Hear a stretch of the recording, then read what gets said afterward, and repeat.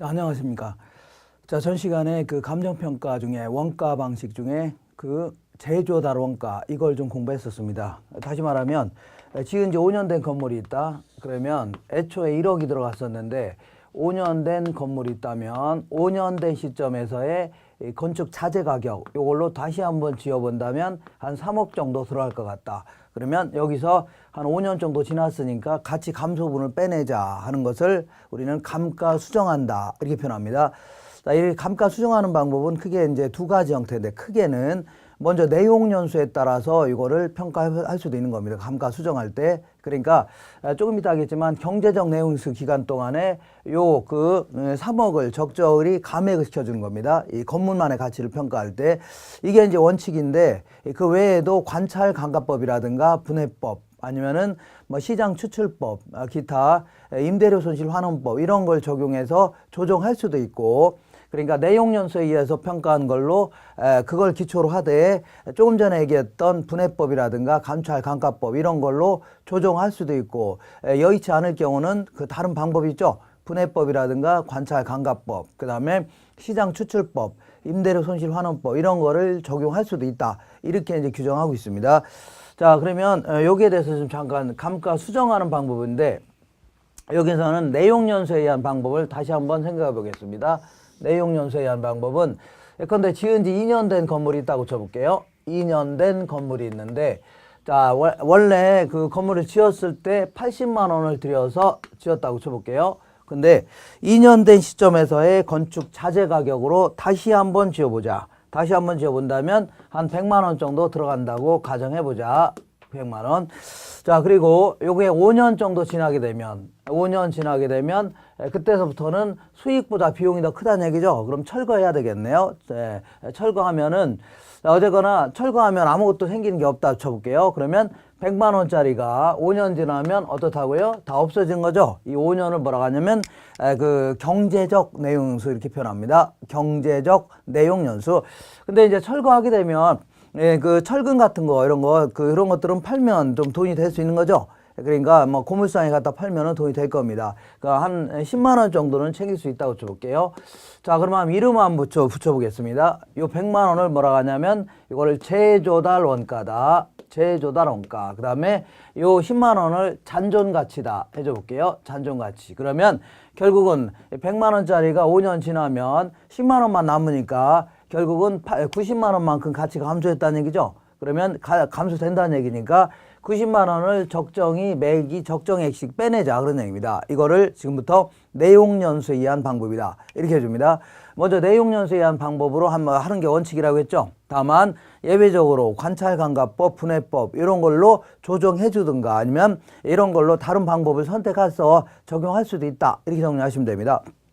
자, 그러면 내용 연수에 의한 방법은 크게 세 가지가 있는데, 맨 먼저 정액법이라는 게 있고, 정액법, 그 다음에 두 번째는요 정률법, 그 다음에 상환기금법, 이렇게 세 가지 형태로 나눠지는데, 정액법은 이렇게 그림의 형태로 말해볼게요. 어쨌거나 100만 원짜리가 5년 지나면 그 10만 원밖에 안 남으니까 90만 원 정도를 매기 감액을 시키자 그런 얘기입니다. 자, 그 감액을 시키는 방법은 크게 이제 정액법은 어떻게 하는 거냐면 이렇게 한번 보겠습니다. 이만큼이 뭐냐면 제조달 원가 100만 원이라 쳐볼게요. 100만 원.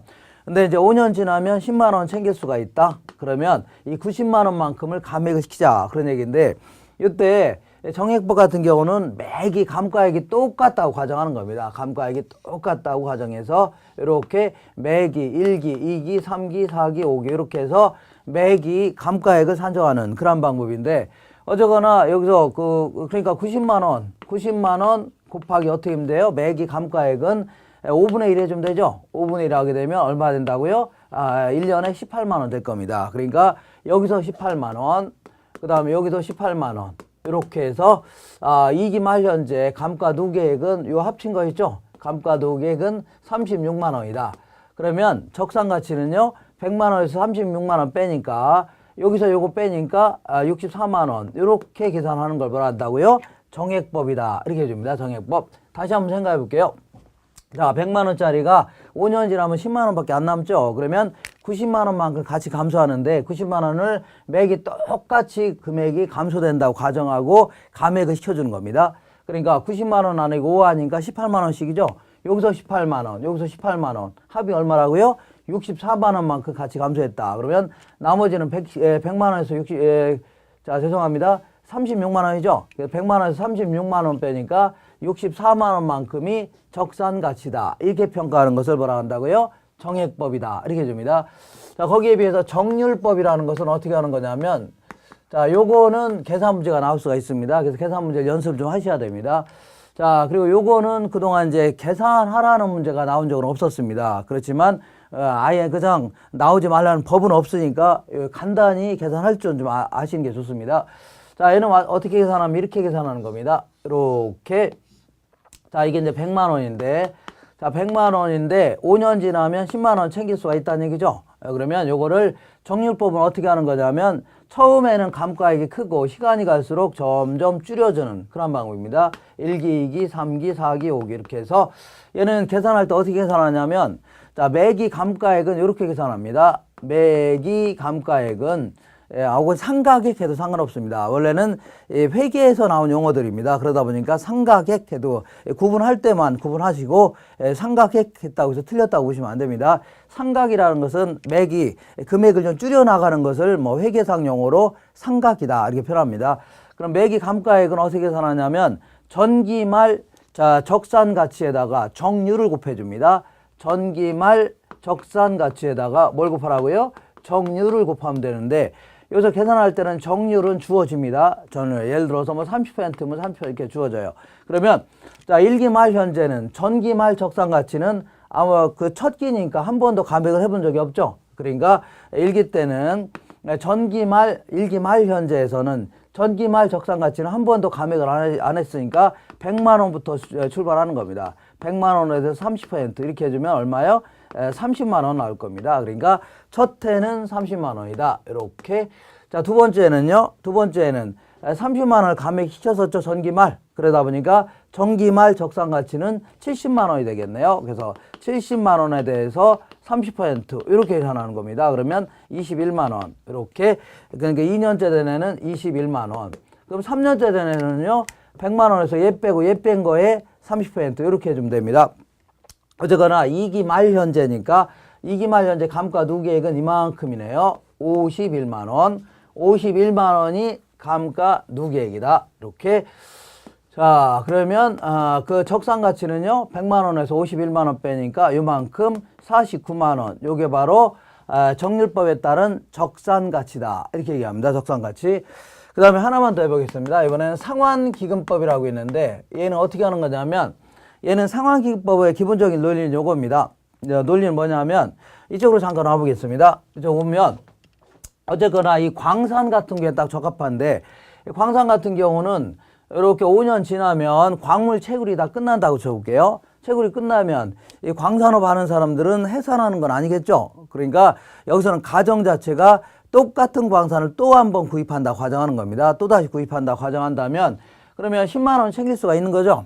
광산업을 채굴이 끝났다 하더라도 산에 있는 또 토지는 팔 수 있는 거 아닙니까? 그러니까 한 10만 원 챙길 수 있다. 그러면 똑같은 광산 하려면 90만 원이 더 필요하네요. 90만 원 있으면 그 10만 원하고 합쳐서 100만 원짜리 광산을 또 구입한다는 가정이 있는 겁니다. 그러니까 이때 이제 90만 원을 만들려면 얼마 정도를 적립해야 되나? 요거는 90만 원짜리 적금에 가입했을 때 매기 적립액이 얼마냐? 요거 계산할 때하고 똑같습니다. 그러면 90만 원에다가 감채기금 개수라는 걸 곱해주면 됩니다.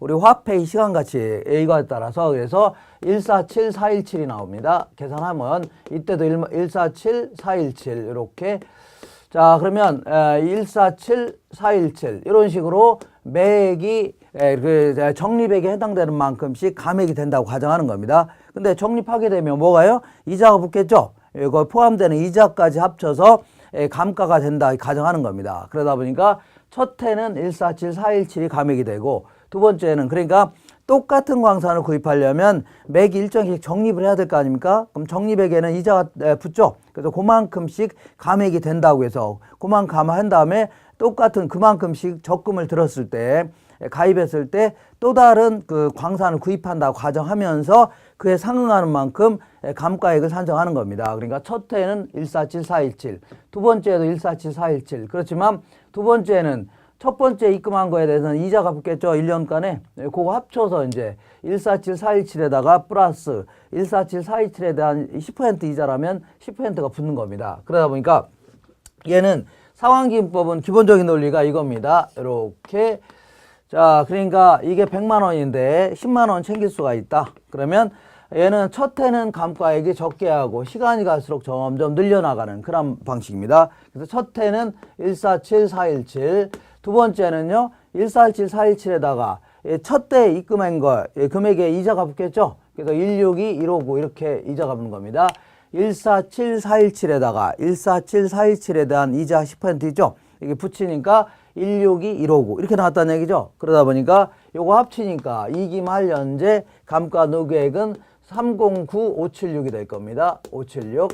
자, 그러면 100만 원에서 30576 빼니까 690424 이렇게 나오는데 요거는 계산하는 문제는 나오기 힘듭니다. 나오기 힘드니까 자, 여기서는 그림의 형태를 좀 이해하시면 됩니다. 그래서 자, 이 계산은 뭐 정액법이 계산 문제가 자주 나오니까 정액법 정도만 잘 정리할 줄 아시고 좀 복잡하게 나오면 계산하기 상당히 힘듭니다. 그러니까 이 그림의 형태하고 그 다음에 정액법에 대한 계산은 할 줄 아시면 됩니다. 그래서 여기서 간혹가다 물어볼 수 있는 게 초기에 감가 누계액이 가장 큰 게 뭐예요? 누계액이 가장 큰 거는 정률법입니다. 그 다음에요 정액법, 그 다음에요 상환기금법. 그러면 거꾸로 한다면 초기에 그 적산 가치가 가장 큰 게 뭐예요?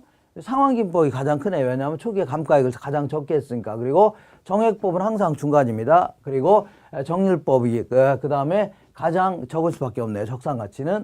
그리고 아까 얘기한 대로 이 상환기금법 같은 경우는 광산 이런 게 딱 적합합니다. 똑같은 광산을 또다시 구입한다 가정하면서 그 매기 일정액씩을 똑같은 광산을 구입하려면 그 돈이 필요하죠. 그 금액에 해당되는 만큼 적금에 가입한다고 가정하면서 거기에 관련된 이자까지 포함해서 감가액을 산정하는 방식을 상환기금법이라는 겁니다. 그 다음에 이 정액법 같은 경우는 일반적인 건물이라든가 각종 구축물 이런 게 적합합니다.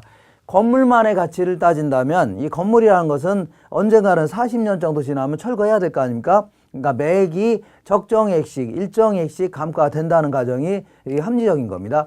그 다음에 이 정률법 같은 경우에는 뭐 차량이라든가 각종 뭐 동산이라든가 기계 이런 게 적합합니다. 그래서 자동차 같은 경우에도 예컨대 처음에 구입했을 때 동네 한 바퀴 도는 순간 갑자기 감액이 갑자기 중고차 되는 거 아닙니까? 그러니까 처음에는 감가액이 크다는 얘기입니다. 그렇지만은 14년 된 차나 15년 된 차나 그 차가 그 차죠. 그러니까 나중에는 감가액이 뭐 큰 차이가 없다는 얘기입니다. 그러다 보니까 이 정률법 같은 경우는 차량 이런 게 가장 적합하다 이렇게 얘기합니다.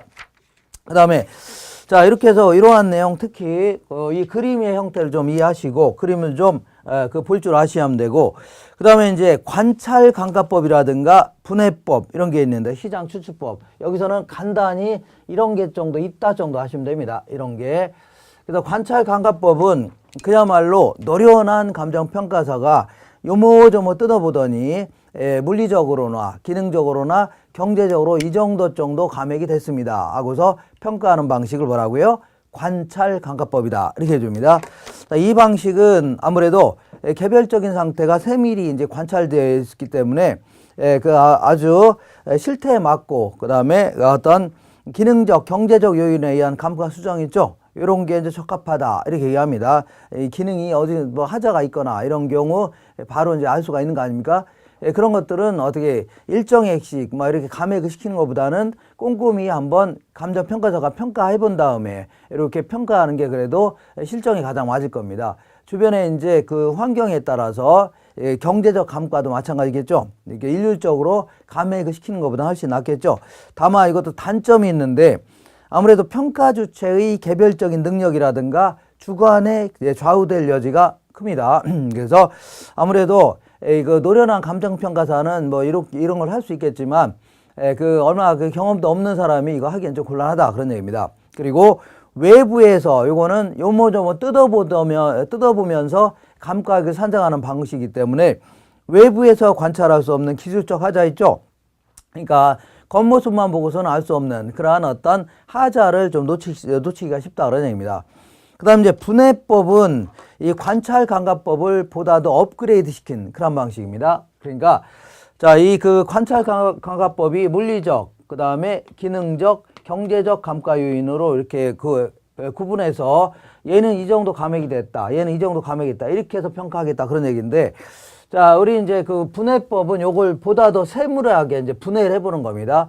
자, 물리적 감가라 하더라도 치유가 가능하냐, 아니면 치유가 불가능하냐, 이렇게 이제 구분하는 겁니다. 기능적 감가도요, 치유가 가능하냐, 치유가 불가능하냐, 이렇게 구분하고, 경제적 감가는요, 치유할 수 없는 감가만 있는 겁니다. 이렇게 구분한 다음에 하나하나에 대해서 세밀하게 감가액을 산정하는 방식입니다. 예컨대 물리적 감가라 하더라도 치유가 가능하다. 그 얘기는, 자, 예컨대 파손 같은 거 됐을 경우는 치유할 수는 있는 거죠. 그렇지만은, 노후화가 돼 있다. 이럴 경우는 아예 처음부터 치유할 수 없는 거 아닙니까? 철거하기 전에는. 그러니까 얘는 아예 처음부터 일정액을 감액을 시킨 다음에 이 부분에 대해서 치유가 돼 있냐 안 돼 있냐 이걸 따져가면서 감액을 시키는 게 훨씬 더 그 정확성이 높아질 수가 있다는 얘기입니다. 그 다음에 기능적 감가라 하더라도 치유할 수 있는 것도 있죠. 예컨대 그 주차장 설비가 제대로 안 갖춰 있다 그러면 이건 치유할 수 있는 거 아닙니까? 근데 아무래도 설계 자체가 불량이다. 이런 거는 처음부터 설계 자체가 불량하기 때문에 치유할 수 없는 겁니다. 부수고 다시 지을 때까지는 그잖아요. 이렇게 해서 하나하나에서 세밀하게 관찰할 수 있는 거 아닙니까? 그 다음에 경제적 감가는 그 주변에 쓰레기 매립장이 들어왔다. 이거는 자기가 다른 데로 옮겨가기 전에는 부동산은 꼼짝 못하는 거 아닙니까? 그러니까 요거는 치유할 수 없는 감가만 있는 거죠. 이렇게 해서 그 분해한 다음에 세밀하게 감가액을 산정하기 때문에 훨씬 더 뭐라고요? 정확성이 높은 감가 산정 방법이 될 수가 있겠네요. 이렇게. 자, 그래서 요거는 아무래도 그 세밀하게 아까보다는 관찰 감가법보다 더 세밀하게 감가하기 때문에 감가액을 산정하기 때문에 상당히 논리적이고 객관적이다. 이렇게 얘기합니다. 논리적, 객관적이다. 자, 그리고 또한 여러 가지 세세하게 그 감가액을 산정하는 바람에 오류 가능성이 낮아질 수밖에 없겠네요. 적어진다. 그리고 평가 의뢰인한테 어느 부분이 어떤 이유로 인하여 감가가 됐는지 이렇게 소상하게 얘기를 해줄 수가 있기 때문에 상당히 설득력이 있다. 이렇게 할 수 있겠네요. 설득력이 있다. 그 다음에 시장 추출법이라든가 임대료 손실 환원법, 얘네들은 뭐 이런 게 있다 정도, 이런 것도 일종의 이런 것도 일종의 감가 수정 방법이다. 이렇게만 하시면 되는 겁니다. 뭐 굳이 얘기하자면, 예컨대 제조달 원가가 10억짜리인데 한 5년 정도 된 거라고 쳐볼게요. 제조달 원가가 10억짜리인데 한 5년 정도 지났다는 얘기죠. 근데 요 건물 자체가 요즘에 거래되는 게 한 얼마요? 한 6억 정도에 거래된답니다. 시장에 나가봤더니. 그러면 한 40% 정도가 감액이 된 거 아니냐. 이런 식으로 시장에서 거래된 가격을 가지고 유추해서 감가액을 산정하는 그런 방식을 뭐라고요? 시장 추출법이라는 거고, 임대료 손실 환원법은 요 건물이 임대료 적정히 산정한다면 한 평당 예컨대 뭐 10만 원 정도를 받아야 되는 그러한 형태였는데, 근래 들어서 요 임대료가, 이러한 건물의 임대료가 한 평당 예를 들어서 얼마라고요? 한 7만 원 정도밖에 안 한다. 그러면 임대료가 한 3만 원 정도가 줄어드는 거 아니냐. 그러니까 30% 정도 감액이 됐다. 이렇게 해서 평가하는 것을 임대료 손실 환원법이다. 그래서 얘네들은 뭐 이런 게 있다 정도 하시면 되는 겁니다. 이렇게. 자, 그러면 그 확인 예제를 한번 보겠습니다. 확인 예제 이런 것들이 좀 이렇게 그 계산을 좀 정확히 안 하시게 되면 그 계산 문제를 풀기가 상당히 힘듭니다. 힘든데 아주 도저히 난 안 되겠다 그러면 때로는 제낄 필요도 있습니다. 근데 이 정도를 좀 약간 어렵게 나온 문제인데 그 확인 예제를 보겠습니다. 다음과 같이 조사된 건물의 기준 시점 현재의 원가법에 의한 감정평가 가치는 이렇게 되어 있네요. 자, 그럼 한번 살펴보겠습니다. 먼저 기준 시점이 뭐라고요? 평가하고자 한 시점 얘기합니다. 2005년도 10월 30일이고, 그다음에 건축비는 얼마 들어갔냐면 그때 2억이 들어갔답니다. 2억. 그리고 언제가 준공됐냐면 2003년 10월 30일 날 준공됐답니다. 그러니까 2003년 10월 30일 날 준공됐으니까 딱 2년 된 건물이네요. 2년 된 건물이다. 그러면 볼게요. 1년, 2년 된 건물인데 2년. 애초에 건물을 지을 때 얼마 들어갔다고요? 2억이 들어갔다 합니다. 2억. 자, 그러면 자, 그리고 건축비는 매년 10%씩 상승했답니다. 그러면 요 시점에서의 평가하고자 하는 시점에서의 자재 가격으로 다시 한번 지어본다면 얼마가 될 것인가. 이거를 제조달 원가를 계산해야 되는데 여기서는 제조달 원가를 계산하는 거는 요거밖에 주어지지 않았네요. 건축비가 매년 10%씩 상승했다. 그거 그러면 결국은 그 건축비 상승분을 여기다 반영할 수밖에 없다는 얘기입니다. 그래서 일시불에 뭘요? 그 미래가치계수를 곱할 수밖에 없네요. 2억에다가 매년 건축비가 얼마씩이요? 10%씩 상승했으니까 일시불의 미래가치계수를 구하는 공식은 1 플러스 여기 10%가 뭐야? 0.1이죠? 0.1에 제곱해주면 되겠네요. 이렇게 해서 제조달 원가를 산정할 수밖에 없네요. 물가 상승분을 이렇게 반영하자 그런 얘기입니다. 물가. 요 시점에서의 건축 자재가로 다시 한번 지어본다 얼마인가. 이걸 평가하기 위해서는 이 시점의 물가지수를 곱해는 게 곱하라고 이렇게 계산할 수밖에 없는 거죠.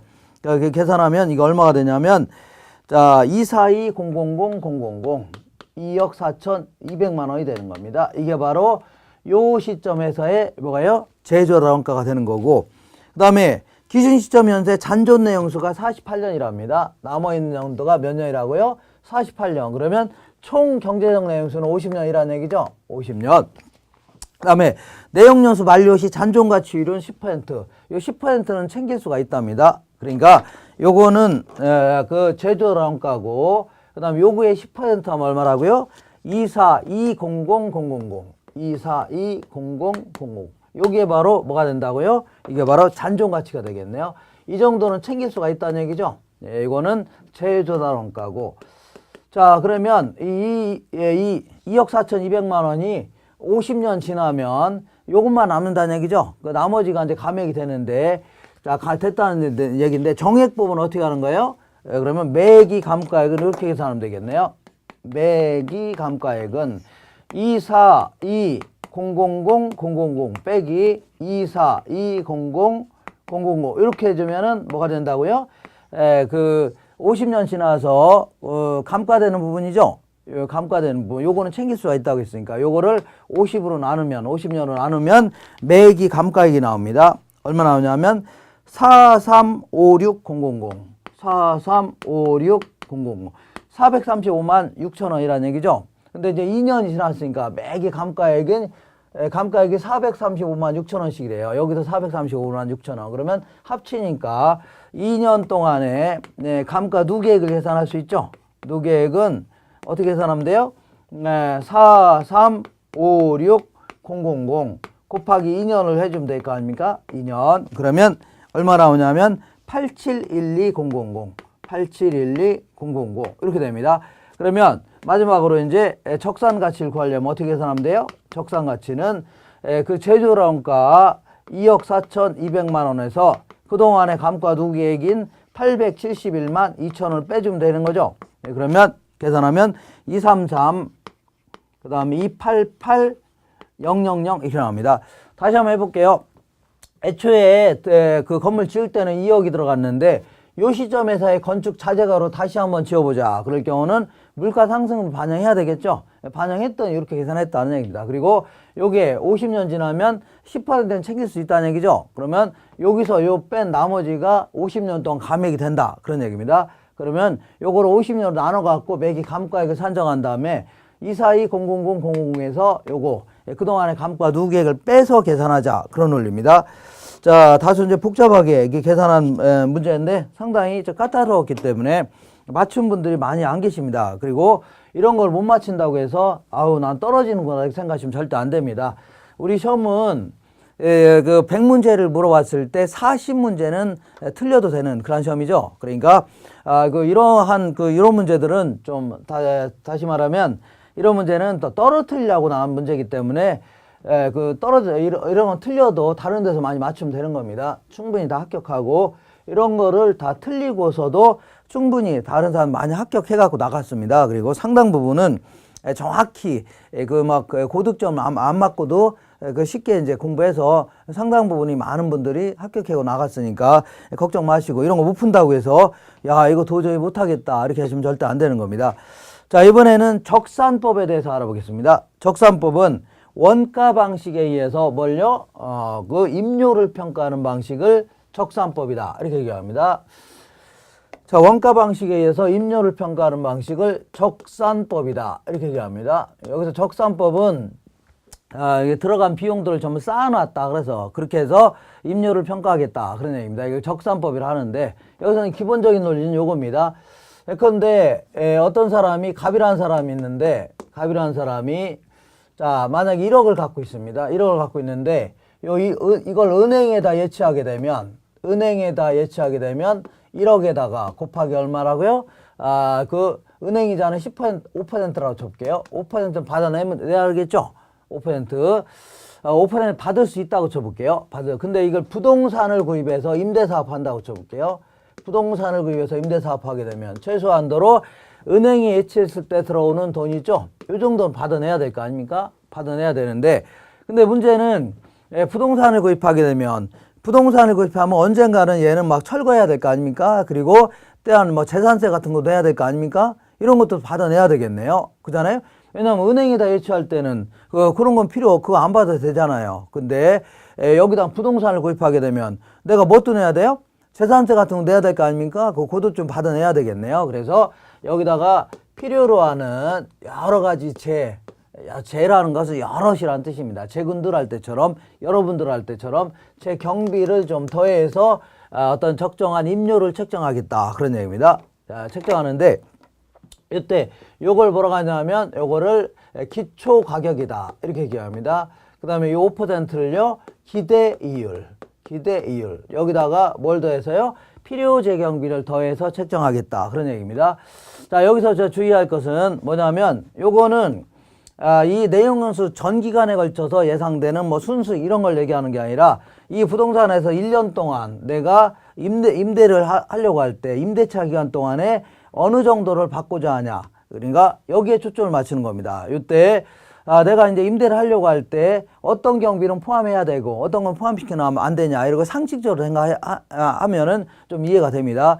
그래서 우리 시험 목적으로는 나는 더 이상 뭐 이거 전개하기 싫다 그러면 요 정도만 일단 용어 정도 기억하시면 되고, 만약에 나는 이거 이상 좀 알고자 한다 그럴 경우는 지금 얘기하는 것들이 약간 좀 깔탈스럽습니다.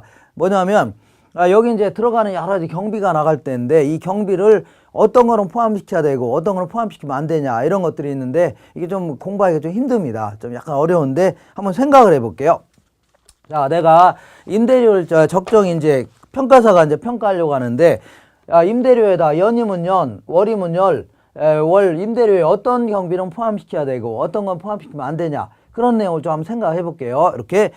자, 맨 먼저 이 기초 가격과 관련돼서는 일단은 그 기초 가격은 우리는 원가법에서 나온 그 가격이라든가, 원가법에서 나온 가격이 뭐예요? 적산 가격이고, 조금 이따 하겠지만 다음 시간에 해야 될 거래사례 비교법 하에 나온 그 비준 가치, 이런 걸 가지고 기초 가격으로 삼을 수가 있습니다. 그렇지만은 이 수익 방식에 따른 수익 가치를 기초로 해갖고 기초 가격을 삼는 것은 논리상 이거 오류가 논리상 뭐가 있다고요? 뭐라 할까냐면 문제가 있다 그런 얘기입니다. 왜 문제가 있냐면 볼게요. 이 수익 방식에서 나온 수익 가치는 어떻게 계산하냐면, 예상되는 순수익을 다다음 시간에 할 건데요, 적절한 환원율로 나눠 갖고서 지금 시점에 수익 가치를 구한 건데, 수익 가치 보통 이제 요거는 임대용 부동산에 있어서 요 순수익은 예상되는 순수익을 얘기합니다. 예상된 순수익을 알고 있다는 가정하에, 여기다가 예상하는 순수익을 알고 있다는 가정하에 나온 게 수익 가치 아닙니까?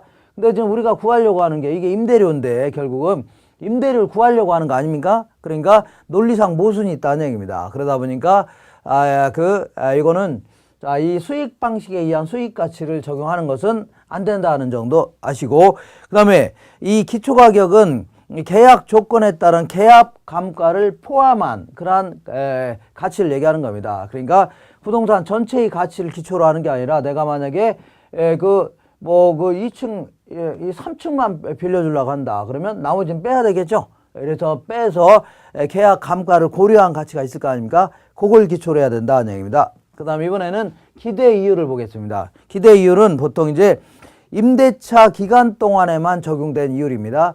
그리고 환원 이율은 우리 이제 수익 방식에 의한 환원 이율은 내용 요소 전 기간 동안에 보유한다 과정했을 때 전 기간에 걸쳐서 예상되는 어떤 그 수익률 이런 거를 환원 이율을 한다면 얘는 임대차 기간 있죠. 1년 동안에 적용되는 이율 이걸 얘기하는 겁니다. 그 다음에 요거는 당해 계약 조건을 전제로 하는 이율이죠. 그러니까 예를 들어 3층만 빌려주려고 한다. 그러면 그 부분에 대한 이율이 있죠. 목상을 좀 쓰게 한다. 이런 것도 그 부분에 대한 이율만 해당되는 겁니다. 이거를 계약 조건을 전제로 한 이율이다. 이렇게 얘기합니다. 그리고 통상 정기예금 이자율 같은 거 있죠. 이런 것들이 산정의 기초가 된다. 이렇게 생각하시면 됩니다. 정기예금.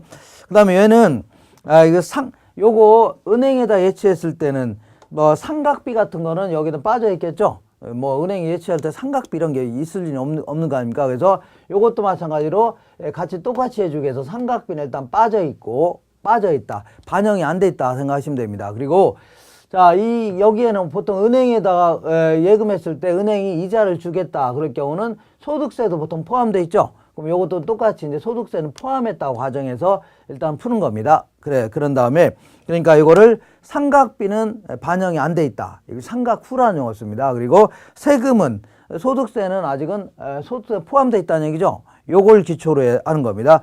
그리고 나중에 이제 수익 방식에서 뭐 종합 이율 뭐 이런 게 있는데 그런 거하고는 여기 그런 개념 없습니다. 이렇게 알고 계시면 됩니다. 마지막은 이제 필요 재경비. 필요 재경비가 이제 어떤 경비는 포함시켜야 되고 어떤 거는 포함시키면 안 되냐 이런 건데 이게 좀 약간 좀 까탈스럽습니다. 일단은 감가상각비 한번 생각해 볼게요. 감가상각비는 어쨌거나 부동산 같은 경우는 언젠가는 설거지 시켜야 될 거 아닙니까? 그럼 매기 감가되는 부분이죠. 그건 좀 받아내야 되겠네요. 근데 여기에는 감가상각비는 포함이 안 돼 있다고 했죠. 반영이 안 돼 있으니까 여기서라도 포함을 시켜야 된다 그런 얘기입니다. 여기서라도 당연히 포함시켜야 된다. 지금 뭐 하는 거냐면 1년이면 1년 동안에 적정한 임료를 산정하는데 어떠한 경비는 포함시켜야 되고 어떤 거는 포함시키면 안 되냐 있죠. 그런 걸 좀 따져보려고 하는 겁니다. 좀 까탈스럽습니다. 자, 두 번째는 자, 유지 관리비 뭐 이런 게 있는데 여러 가지 유지 관리비 중에 특히나 어떤 게 있냐면 자, 일상적으로 매년 발생하는 일단 그 유지 여기서는 뭐 유지 수선비라고 할까요? 예, 매기 발생하는 반복적으로 발생하는 유지 수선비 같은 거 있죠. 일반적인 수선비 매년 발생하는 이런 것들은 당연히 포함시켜서 받아내야 되는 겁니다. 받아내야 되는데 뭐가 있냐면 부가 사용료 같은 거 있죠. 부가 사용료라든가 아니면은 뭐 공익비 이런 것들 부가 사용료는 뭐냐면 쓰면 쓸수록 더 내야 되는 수도 요금이라든가 전기 요금 있죠. 이런 것들은 그 많이 쓴 사람 많이 내야 되는 거 아닙니까? 그렇기 때문에 매월 아니면 매년 임대료에 포함시킬 성격은 아닙니다. 별도로 고지할 항목이다. 그런 얘기입니다.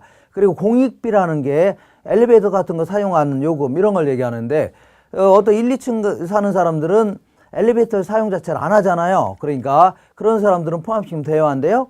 안 된다는 얘기입니다. 그러니까 그 별도로 고지할 항목이다. 그런 얘기죠. 그러니까 이 필요적인 경비에 포함시키면 안 된다는 얘기입니다. 그리고 유지수선비 중에 그 자본적 지출액이라고 있는데 자본적 지출액은 그 돈이 건물에 들어가긴 했는데 아니면 기계 같은 게 들어갔는데 내용 연수를 연장시키거나 아니면 가치를 늘렸다는 얘기죠. 예를 들어서 건물에다 엘리베이터 같은 거 설치했다. 이런 것들은 가치가 증진시킨 거 아닙니까? 이런 것들을 자본적 지출액이다 됩니다.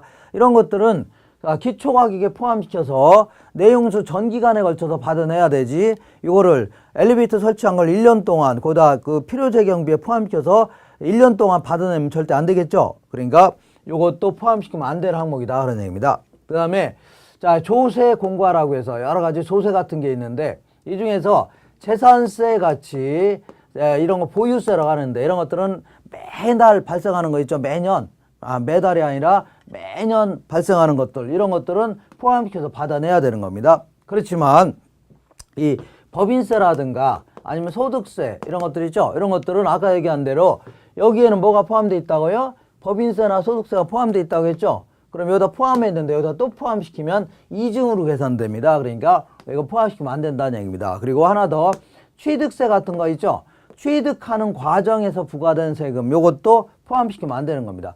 자, 취득세를 왜 1년 동안 빌려주면서 그걸 다 받아내려고 합니까? 이거는 마찬가지로 기초가격에 포함시켜서 내용연수 전 기간에 걸쳐서 계속 또 다른 사람한테 임대할 거 아닙니까? 그때마다 쪼개서 받아내야 될 항목이다. 그런 얘기입니다. 자, 그 다음에 또 뭐가 있냐면 손해보험료 같은 있다 붙여볼게요. 손해보험료. 자, 여러 가지 불나거나 뭐 이런 거 있잖아요. 이 손해보험료 같은 거 이런 거 있는데 이런 것들은 자, 만약에 소멸성이다. 자, 소멸성이라는 게 뭐예요? 나중에 환급을 안 해준다는 얘기죠. 그럴 경우는 여기에 포함시킨 게 적정할 겁니다. 그렇지만 비소멸성이다. 비소멸성이라는 거는 뭐 나중에 자, 환급해 준다는 얘기입니다. 소멸이 안 된다는 얘기죠. 그러니까 이런 것들은 포함시키면 안 된다는 얘기입니다. 이렇게 소멸성의 경우에만 포함시킨 게 합리적이겠네요. 그 다음에 또한 뭐가 있냐면 결손 준비비라고 해서 결손 준비비. 혹시 나중에 야밤 도주 같은 거 이렇게 하면서 떼어먹고 도망갈지 모르죠. 이럴 경우에는 만약에 임대 보증금이 있다. 보증금이 있는 경우에는 거기서 까면 되는 거죠. 그러니까 거기 포함시키면 안 돼야 되지만 안 됩니다. 그렇지만 보증금이 없다. 보증금이 없다는 얘기는 이때는 적절히 결손 준비비 같은 걸 포함시켜서 받아내는 게 합리적이다는 얘기입니다. 그 다음에 정상, 거기 또 뭐가 있냐면, 자, 공실 손실 충당금이다. 공실 손실 충당금. 이거는 이사 오고 이사 가는 과정에서 며칠씩 비어 있을 수 있는 거죠. 이사 날짜 안 맞고 그러면 이런 것들은 당연히 그 집주인 입장에서는 적정하게 포함시키는 게 이게 합당한 겁니다. 포함시키는 게 당연하다. 그리고 그 정상 운전자금 이자다 해서 임대사업 하다 보면은 정상적으로 은행에서 일부를 빌려서 뭐 그 종업원 월급을 준다던가 이런 식으로 정상적으로 운영하는 과정에서 일부러 돈 빌려서 쓰는 돈 있죠. 나가는 돈 있죠. 이런 것들은 당연히 포함시키는 게 합리적이다. 그런 얘기입니다. 그렇게 해서 상당히 좀 까탈스러운데 상식적으로 이렇게 접근하셔야 됩니다. 내가 만약에 이 건물을 1년 동안 빌려줄 때 어떠한 경비는 포함시켜야 되고 어떤 거는 포함시키면 안 되냐. 그런 내용들을 상식적으로 접근할 때 해결할 수가 있다. 그런 얘기입니다. 이렇게 해서 조금 이런 내용이 까탈스러운데 너무 까탈스러우면은 요 정도 내용 있죠. 이 적산법은 이런 식으로 해서 임료를 결정한다. 이 정도만 정리하셔도 아주 어렵게 내지 않은 이상은 풀이할 수가 있는 겁니다. 이렇게 이제 어렵게 나오기는 좀 힘들어요. 자, 그러면 여기는 요 정도 하고 다음 시간에 비교 방식을 정리하도록 하겠습니다.